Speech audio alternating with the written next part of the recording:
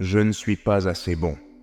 Combien de fois cette pensée vous a-t-elle traversé l'esprit?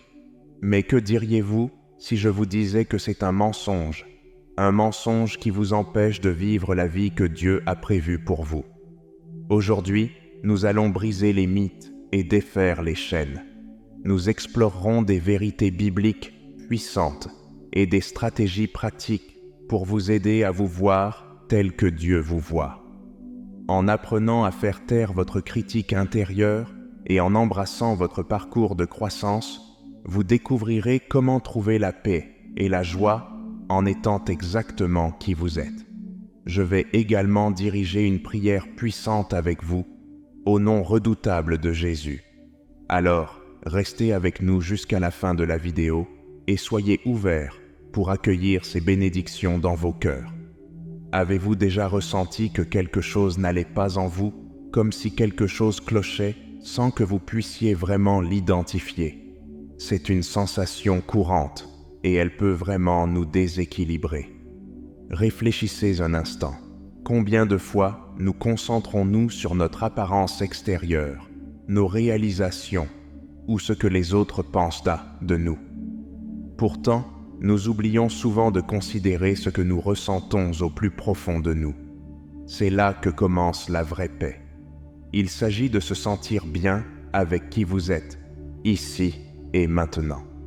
Mais soyons honnêtes, ce n'est pas toujours facile de trouver cette paix. Parfois, nous sommes de nos propres pires critiques. Nous zoomons sur nos défauts, nous nous attardons sur nos faiblesses et nous nous blâmons pour chaque petite erreur. C'est comme si nous transportions un sac à dos lourd rempli de toutes nos insuffisances perçues. Et cette charge peut devenir très lourde. Mais mes amis, Dieu ne veut pas que nous vivions ainsi. Il veut que nous expérimentions une paix qui dépasse tout ce que nous pouvons comprendre. Dans Philippiens 4, verset 7, nous lisons « Et la paix de Dieu, qui surpasse toute intelligence, gardera vos cœurs et vos pensées en Jésus-Christ. » N'est-ce pas une belle promesse? Une paix si profonde qu'elle dépasse notre compréhension humaine. C'est ce genre de paix que Dieu nous offre. Vous vous demandez peut-être comment cette paix intérieure vous affecte. Eh bien, quand nous sommes en paix à l'intérieur, cela se voit à l'extérieur. Notre santé mentale s'améliore, nos émotions deviennent plus équilibrées et notre vie spirituelle se renforce. C'est comme un effet d'ondulation qui se propage dans toutes les sphères de notre vie. Pour y arriver, nous devons prendre des mesures pratiques. La prière est l'une des plus importantes.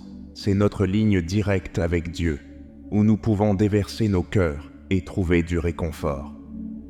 La méditation sur la parole de Dieu est un autre outil puissant. Quand nous remplissons notre esprit de sa vérité, cela repousse les mensonges que nous nous racontons souvent. Et n'oubliez pas le pouvoir de la réflexion tranquille. Parfois, nous avons juste besoin de rester immobiles et de laisser la paix de Dieu nous envahir. Quand avez-vous accepté vraiment qui vous êtes, avec tous vos défauts? Nous sommes souvent si prompts à accorder de la grâce aux autres, mais quand il s'agit de nous-mêmes, nous pouvons être assez sévères. Et si nous commencions à nous traiter avec la même gentillesse et la même compassion que nous montrons à nos proches? La paix intérieure ne consiste pas à avoir une vie parfaite ou à être une personne parfaite. Il s'agit de savoir que, quoi qu'il arrive, nous sommes fermement tenus dans les mains de Dieu. Et de cet endroit de sécurité, nous pouvons affronter tout ce qui se présente à nous avec confiance et grâce. La vie est un voyage de croissance et Dieu est à nos côtés à chaque étape du chemin. Mais vous êtes-vous déjà senti frustré avec vous-même parce que vous n'êtes pas là où vous voudriez être dans la vie? Peut-être que vous n'êtes pas aussi patient que vous le souhaiteriez, ou vous luttez avec une habitude particulière que vous voulez briser. Il est facile de se dévaloriser. Mais souvenez-vous, Dieu nous voit différemment. Il voit à la fois qui nous sommes maintenant et qui nous devenons. Accepter qui nous sommes en ce moment est essentiel. Cela ne signifie pas que nous devons cesser de chercher à nous améliorer ou à grandir. Au contraire, cela signifie que nous reconnaissons notre valeur et notre importance à cet instant précis, tout en travaillant à devenir de meilleures versions de nous-mêmes. C'est un équilibre délicat, mais c'est celui que Dieu nous aide à trouver. Pensez-y de cette manière. Dieu est comme un maître jardinier, et nous sommes les plantes dans son jardin. Dans Jean 15, versets 1 à 2, Jésus dit « Je suis le vrai cep, et mon Père c'est le vigneron. Tout sarment qui est en moi et qui ne porte pas de fruit, il le retranche. Et tout sarment qui porte du fruit, il l'émonde, afin qu'il porte encore plus de fruits. » L'élagage peut sembler sévère, mais c'est en réalité un acte d'amour. Dieu enlève les parties de nous qui ne nous aident pas à grandir, pour que nous puissions prospérer et porter plus de fruits. Permettez-moi de vous raconter une histoire qui illustre bien cette idée. Israël avait besoin d'un nouveau roi, et Dieu envoya le prophète Samuel le trouver parmi les fils de Jessé à Bethléem. Jessé fit défiler devant Samuel ses 7 fils aînés, un par un. Ils étaient tous impressionnants, grands et forts. Mais Dieu dit à Samuel qu'il ne regarde pas l'apparence extérieure, il regarde le cœur. Aucun de ses 7 fils n'était celui que Dieu avait choisi. Samuel demanda alors à Jessé s'il avait d'autres fils. Jessé mentionna le plus jeune, David, qui était dehors à garder les moutons. Lorsque David fut amené, Dieu dit à Samuel que c'était lui qui l'avait choisi. Samuel oignit David comme le futur roi d'Israël, là, devant sa famille. Mais David ne devint pas roi du jour au lendemain. Il passa des années à servir à la cour du roi Saül, à combattre des batailles et même à fuir pour sa vie lorsque Saül devint jaloux de lui. À travers toutes ces expériences, Dieu façonnait le caractère de David, lui apprenant le leadership, l'humilité et la dépendance envers Dieu. Ce n'était pas un chemin facile, et David fit de nombreuses erreurs en cours de route. Mais Dieu était patient, travaillant toujours dans la vie de David, le modelant en le roi qu'il savait que David pouvait devenir. Tout comme David, nous sommes tous en chemin vers la croissance.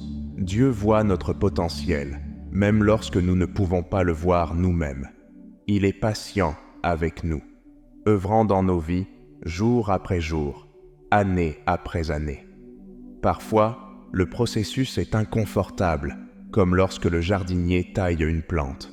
Mais c'est toujours fait avec amour et pour notre bien. Cela nous amène à un sujet souvent négligé, mais incroyablement important. S'accepter soi-même.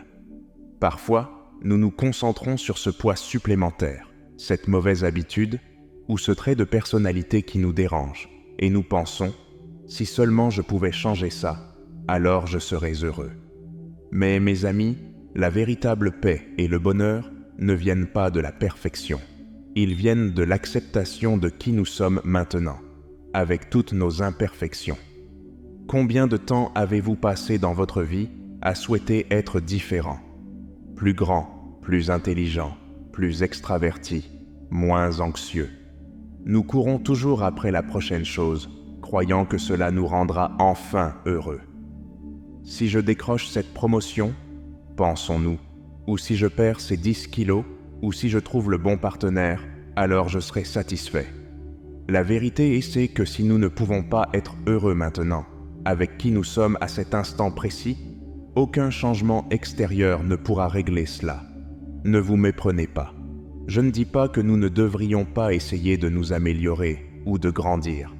Mais il y a une grande différence entre une croissance saine et une critique constante de soi. Lorsque nous nous acceptons, avec nos défauts et tout le reste, quelque chose de formidable se produit. Nous commençons à profiter davantage de la vie. Nous ne sommes plus en guerre contre nous-mêmes, ce qui nous laisse plus d'énergie pour apprécier les bonnes choses qui nous entourent. Nous devenons plus présents, plus reconnaissants et plus vivants. Avez-vous déjà observé un petit enfant qui apprend à marcher? Il tombe constamment, mais il ne se blâme pas pour autant. Il ne pense pas « Oh, je suis tellement nul, je n'y arriverai jamais ». Non, il continue d'essayer. de rire et de profiter du processus. Et si nous abordions notre propre croissance de cette manière, et si nous pouvions apprécier où nous en sommes en ce moment, tout en travaillant à devenir meilleurs.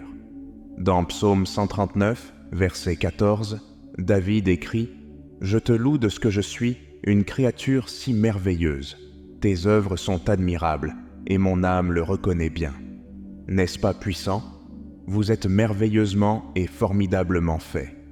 Pas « vous le serez » ou « vous pourriez l'être », mais vous l'êtes, ici et maintenant, à cet instant. Alors, comment mettre cela en pratique? Un outil puissant est l'autosuggestion positive. Au lieu de vous critiquer sans cesse, essayez de vous parler comme vous parleriez à un bon ami. Diriez-vous à votre meilleur ami qu'il est sans valeur parce qu'il a fait une erreur? Bien sûr que non. Alors, ne vous parlez pas ainsi non plus. Une autre pratique utile est de reconnaître vos accomplissements, même les plus petits. Vous êtes-vous levé ce matin, malgré un moral bas? C'est un accomplissement. Avez-vous essayé quelque chose de nouveau, même si cela n'a pas parfaitement fonctionné? C'est digne de célébration. Rappelez-vous, la croissance ne se résume pas au grand saut. Elle se construit aussi sur tous les petits pas que nous faisons en chemin. N'oubliez pas que l'apprentissage de l'acceptation de soi est un voyage. Cela ne se fait pas du jour au lendemain. Il y aura des jours où ce sera plus facile et d'autres où ce sera vraiment difficile. Mais chaque fois que vous choisissez la bienveillance envers vous-même, vous avancez dans la bonne direction.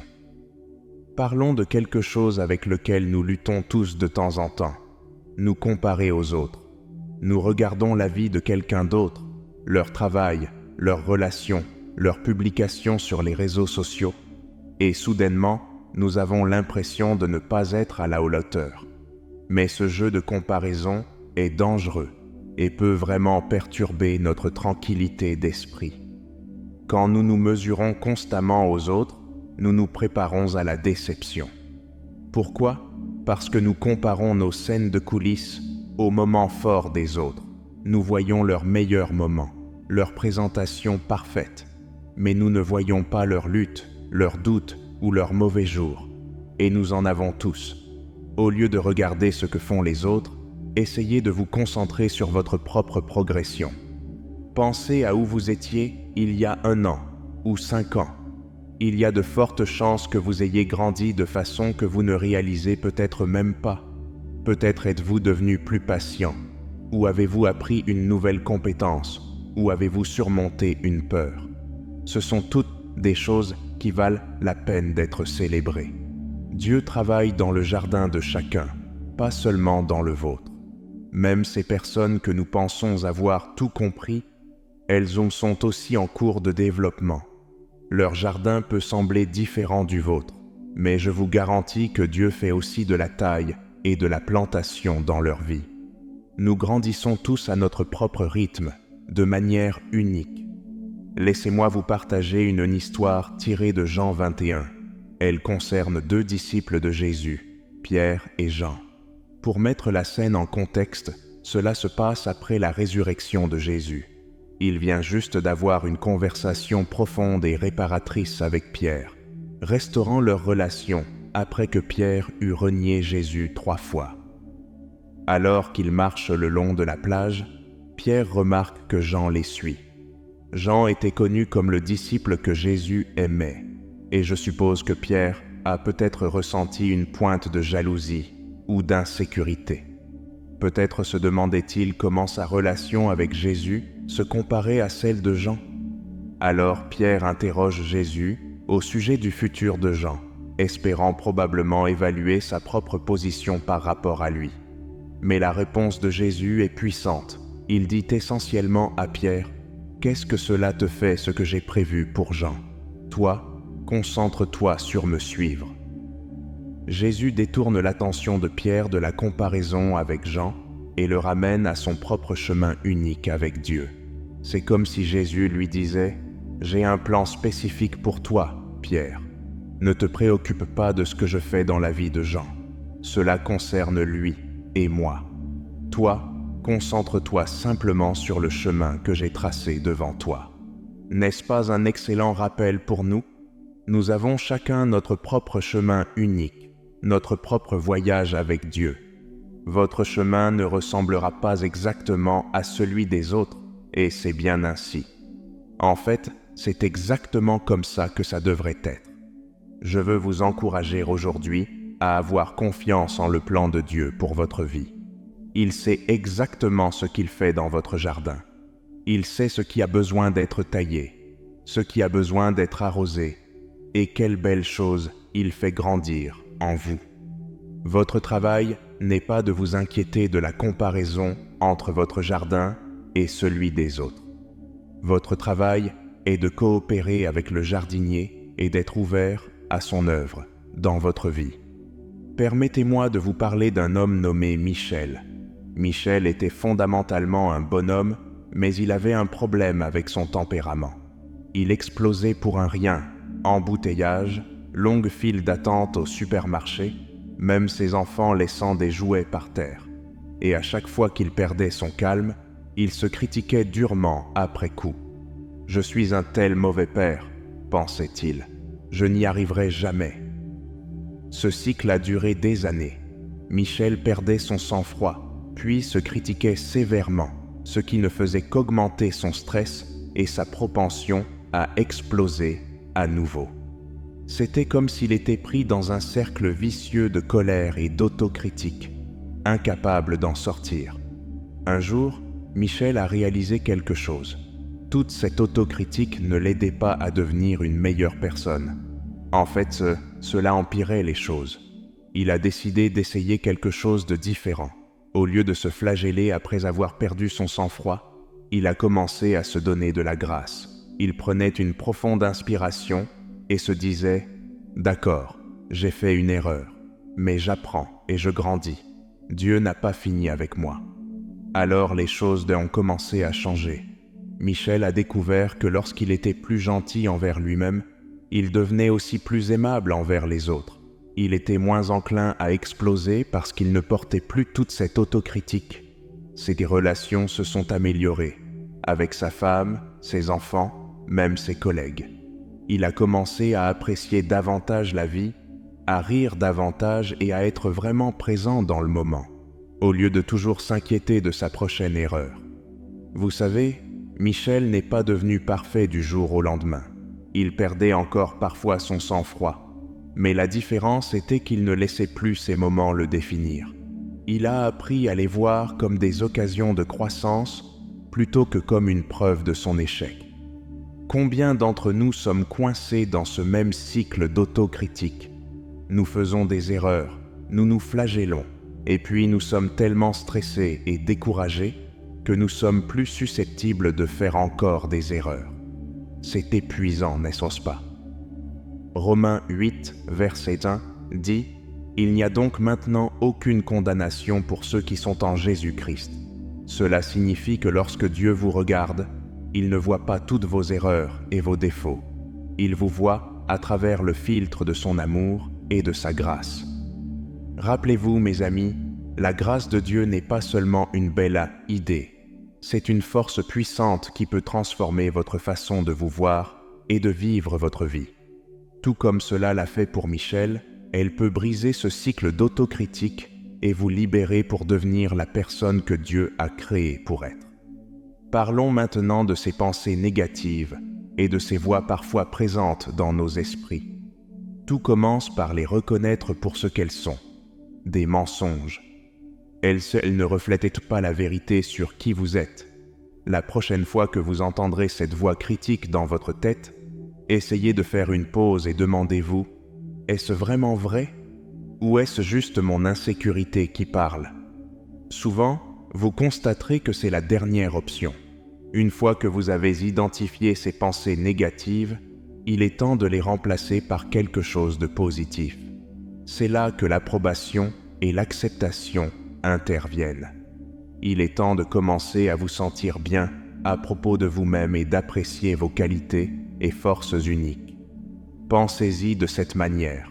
Dieu vous approuve. Dans Jérémie 29, verset 11, il dit « Car je connais les projets que j'ai formés sur vous, projets de paix et non de malheur, afin de vous donner un avenir et de l'espérance. Dieu a de bons projets pour vous. Il voit votre potentiel, même quand vous ne pouvez pas le voir vous-même. Approfondissons maintenant l'approbation de Dieu. Beaucoup d'entre nous pensent que nous devons gagner l'amour ou l'approbation de Dieu. Nous pensons que si nous faisons suffisamment de bonnes choses, ou si nous avons assez de succès, peut-être que Dieu sera satisfait de nous. Mais voici la vérité étonnante. L'approbation de Dieu ne dépend pas du tout de notre performance. Elle est basée sur son amour inconditionnel pour nous. Réfléchissez-y, quand avez-vous dû mériter l'amour d'un parent pour la dernière fois? Le vrai amour, celui que Dieu a pour nous, n'est pas quelque chose que l'on gagne. C'est quelque chose qui est donné librement. Dieu vous aime parce que vous êtes son enfant, pas à cause de ce que vous faites ou ne faites pas. Souvenons-nous du baptême de Jésus, raconté en Matthieu 3. Lorsque Jésus sort de l'eau, la voix de Dieu tonne du ciel, disant « Celui-ci est mon Fils bien-aimé, en qui j'ai mis toute mon affection. » Vous voyez, cela se produit avant que Jésus ait accompli des miracles ou enseigné publiquement. Dieu exprime son amour et son approbation en fonction de qui Jésus est, pas de ce qu'il a fait. Eh bien, Dieu ressent la même chose à votre égard. Il vous aime et vous approuve simplement parce que vous êtes son enfant. Pas parce que vous avez obtenu cette promotion, ou parce que vous avez fait du bénévolat à la soupe populaire, ou parce que vous ne manquez jamais un dimanche à l'église. Ces choses sont bien, mais elles ne sont pas ce qui fait que Dieu vous aime. Ce que Dieu veut vraiment de nous, ce n'est pas une performance parfaite.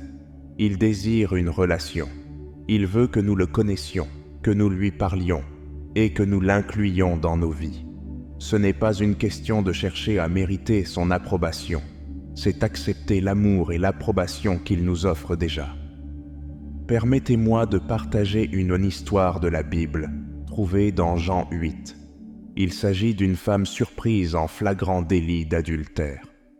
Pour bien comprendre la situation, il faut savoir qu'à cette époque et dans cette culture, l'adultère était considéré comme un crime très grave, passible de la peine de mort.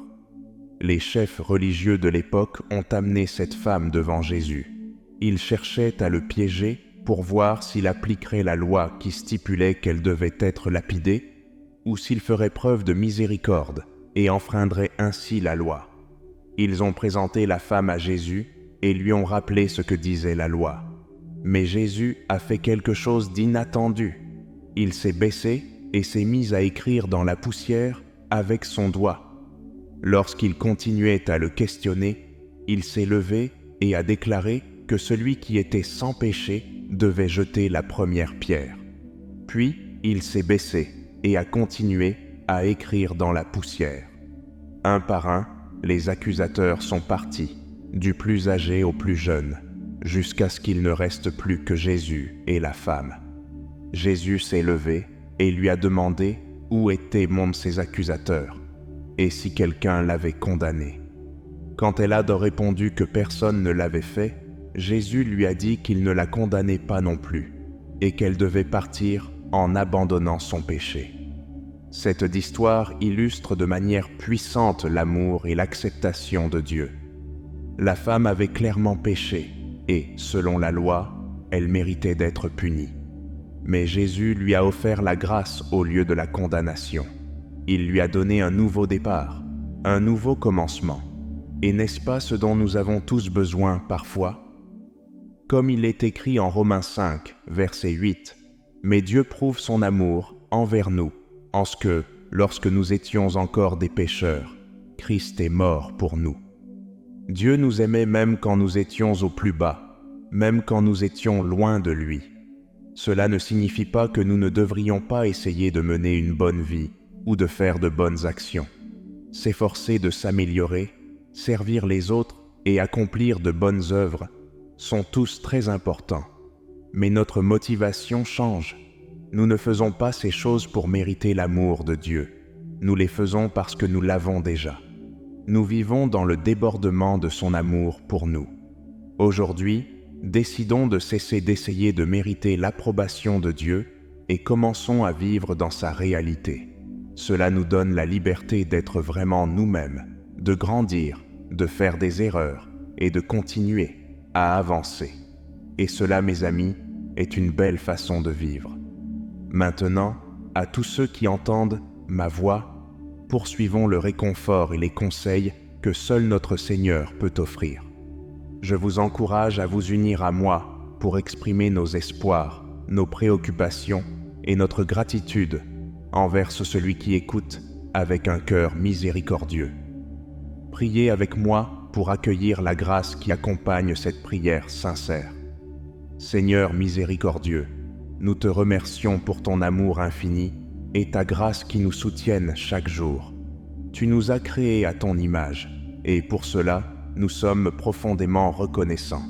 Alors que nous nous rassemblons en ta présence, nous cherchons ton guidance et ta sagesse pour traverser les défis et les joies de la vie. Nous reconnaissons que nous sommes tous en chemin de croissance et de transformation.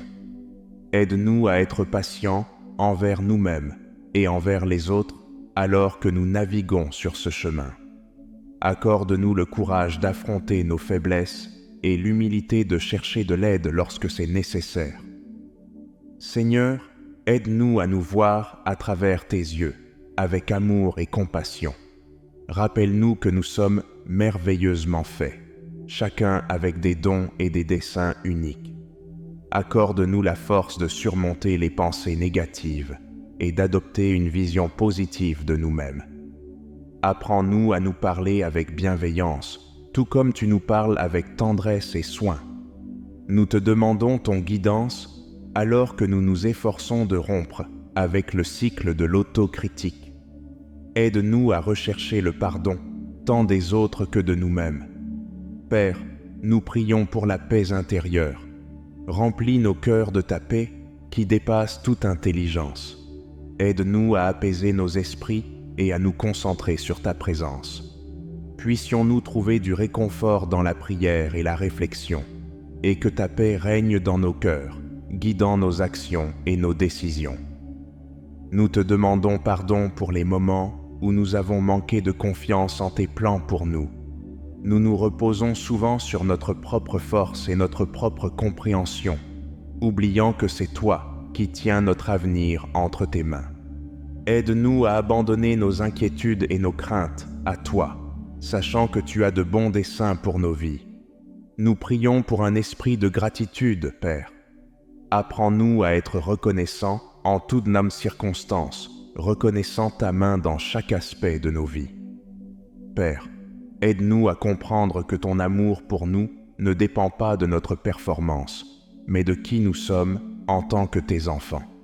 Rappelle-nous que notre relation avec toi est plus importante que toute tâche que nous pourrions accomplir. Nous prions pour la force de rejeter les perceptions négatives de nous-mêmes. Aide-nous à contrer les voix qui soulignent nos défauts et à nous concentrer sur ta vérité. Rappelle-nous que notre valeur n'est pas déterminée par nos réussites ou nos échecs, mais par ton amour. Enfin, alors que nous sortons de ce moment de prière, puissions-nous porter ton amour et ta paix avec nous. Aide-nous à être une lumière dans le monde, reflétant ton amour. Nous offrons cette prière en ton saint nom, en nous confiant en ton amour infini et ta miséricorde. Amen. Nous espérons que vous vous sentirez mieux après avoir entendu cette prière. Veuillez cliquer sur le bouton j'aime de la vidéo et vous abonner à notre chaîne si vous souhaitez nous soutenir. Et si nous restions sur cette voie inspirante et pleine de foi. Pour ce faire, cliquez sur la vidéo qui s'affiche sur votre écran.